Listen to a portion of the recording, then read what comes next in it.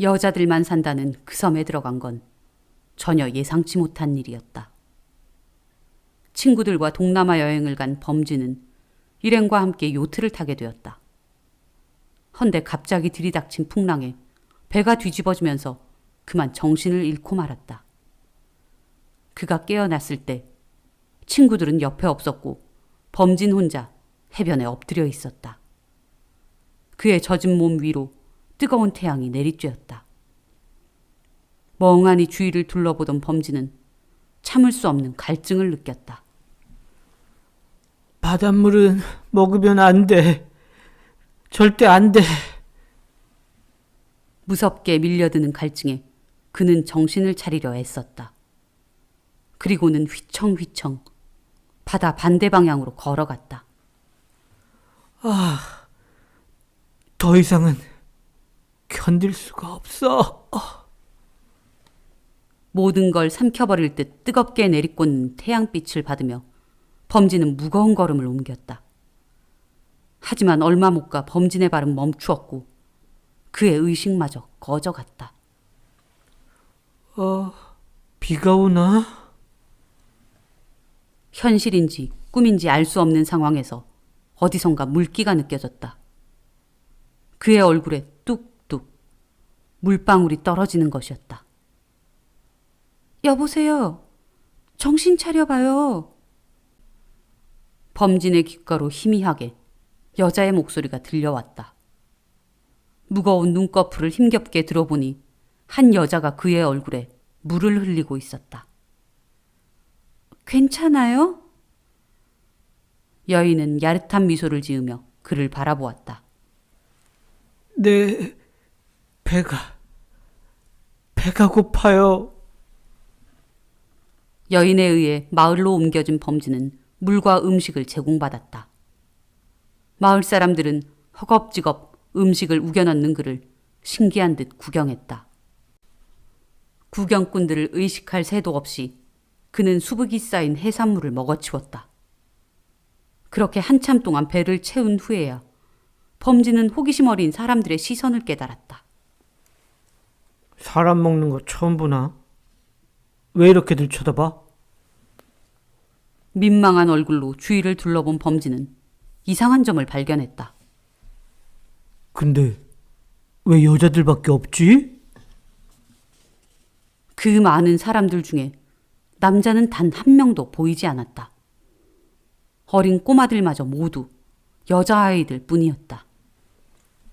남자들은 다 일하러 갔나?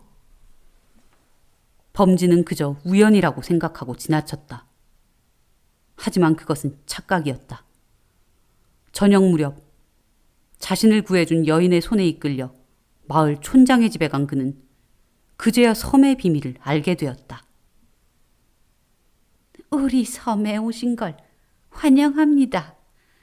10년 만에 입도한 남자 손님이군요. 나이 지긋한 할머니 촌장이 인자한 얼굴로 말했다. 그 옆으로는 부족의 일꾼으로 보이는 건장한 체격의 사람들이 서 있었다. 물론 그들도 모두 여자였다. 이 섬에는 남자가 없습니까? 눈치가 빠르시군요. 외지 손님들은 보통 2, 3일이 지나야 눈치를 채던데. 그렇습니다. 여기는 금남의 섬입니다. 예로부터 그래왔고 앞으로도 그럴 것입니다. 촌장 노파의 말을 들은 범진은 눈이 휘둥그레졌다. 그럼 제가 여기 있으면 안 되는 건가요? 괜찮습니다. 우연히 들어온 손님은 예외랍니다. 오히려 신이 주신 선물인 게지요. 선물? 내가 선물이라고? 범진은 묘한 기분이 들었지만 내색하지는 않았다. 촌장 노파의 이름은 출하라. 범진은 그녀가 제공한 개인주택에서 지냈다. 개인주택이라고 해봐야 야자수나무로 얼기설기 만든 허름한 집이지만 부족민들의 집과 비교하면 훨씬 크고 화려했다. 식사 또한 무료로 제공되었다. 그가 조금이라도 마을 일을 도울라치면 여인들은 모두 손사래를 쳤다. 손님은 그럴 필요 없습니다. 이곳에 머무는 동안 그저 편히 건강하게 지내면 그것만으로도 저희에겐 큰 기쁨입니다. 범진은 마치 왕이 된 것 같은 기분이었다. 산책 삼아 마을을 돌아다니면 여인들은 공손히 그에게 인사를 하며 밝은 미소를 보냈다. 모두 친절하고 해맑은 사람들이었다. 촌장 추라라의 배려로 그는 말벗 라낭까지 소개받았다. 라낭은 막 20을 넘긴 어여쁜 아이였는데 성격도 밝고 영민했다. 라낭, 이 섬에는 왜 남자가 한 명도 없는 거야? 라낭과의 친분이 쌓이자 범진은 궁금했던 질문을 꺼내었다. 예전에는 우리 섬도 남녀가 같이 살았어요. 그런데 남자들과 여자들 사이에 10년 전쟁이 발발한 후에 남자들은 모두 쫓겨났어요. 전쟁에서 진 남자들이 다른 섬으로 강제 이주를 당한 거죠. 여기서 100길로 반나절 떨어진 크나크롱 섬으로 말이에요. 크나크롱 섬이라? 그럼 그 섬에는 남자들만 사는 건가? 아니에요. 다른 섬에서 유입된 여자들과 함께 산다고 해요. 여기까지 들은 범진은 한 가지 의문이 생겼다. 이 섬에는 여자들만 사는데 어떻게 어린아이들이 있지? 아기를 어떻게 낳은 거야? 라낭은 범진의 얼굴을 골똘히 바라보다 씩 미소를 지었다. 원정을 가요. 다른 섬이나 육지로. 그곳에서 아이가 생길 때까지 머물다 돌아오는 거죠. 저도 조만간 아기를 잉태하러 갈 예정이에요. 성인이 되었으니까요. 그래? 근데 라낭이 섬에 들어와서 낳은 아이가 남자아이면 어쩌지? 그건... 라낭은 선뜻 대답을 않다가 불쑥 화제를 바꾸었다. 심심한데 우리 물놀이 갈까요? 오늘 파도가 아주 좋아요. 응? 그래, 가자. 나도 무척이나 좀이 쑤시던 참이야. 그렇게 섬에서의 생활은 순탄히 흘러갔다. 가족과 친구들이 그립기도 했지만 그럭저럭 견딜만 했다. 날씨는 온화하고 먹을 것도 풍족하고 게다가 라낭이라는 말벗까지 있으니. 하지만 시간이 흐를수록 범진은 갑갑한 기분이 들었다.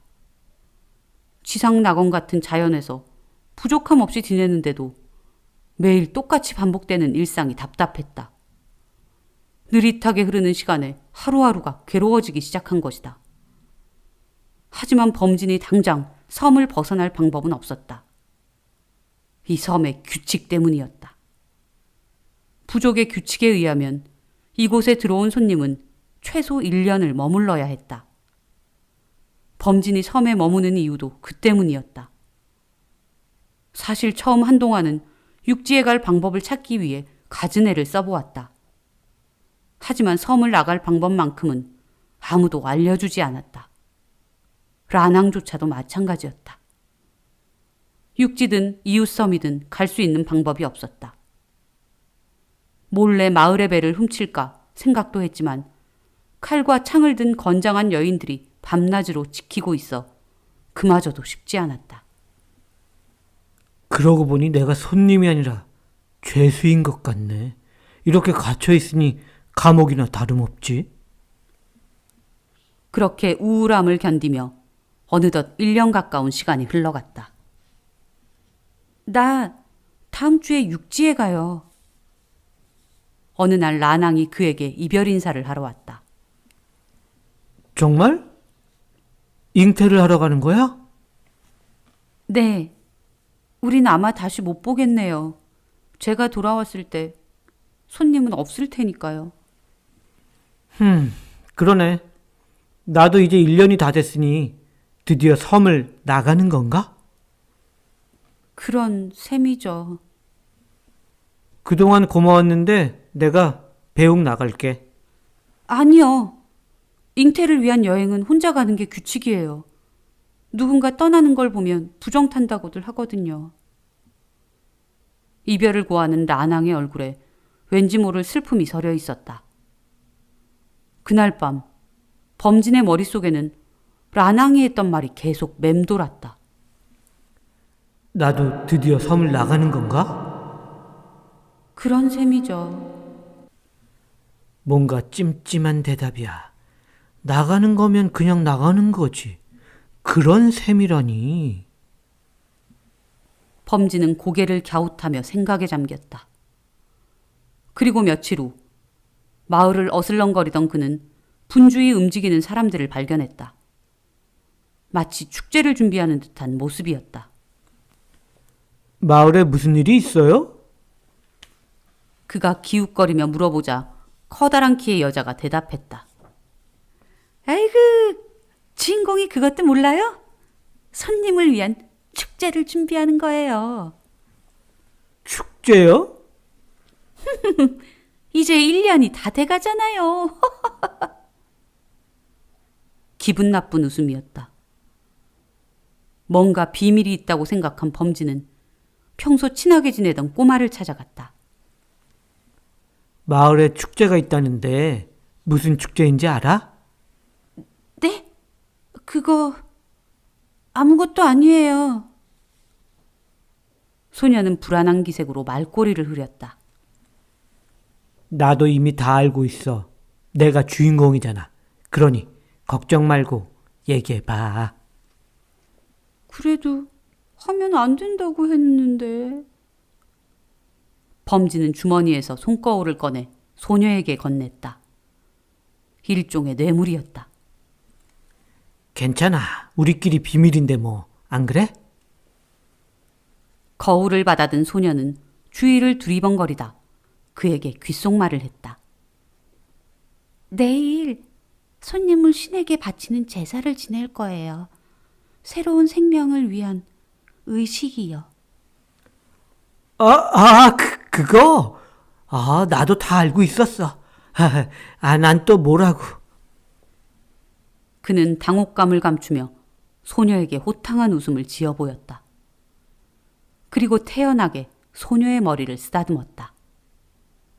그날 밤 깊은 어둠이 내린 그의 숙소로 라낭이 찾아왔다. 오늘이 정말 마지막이에요.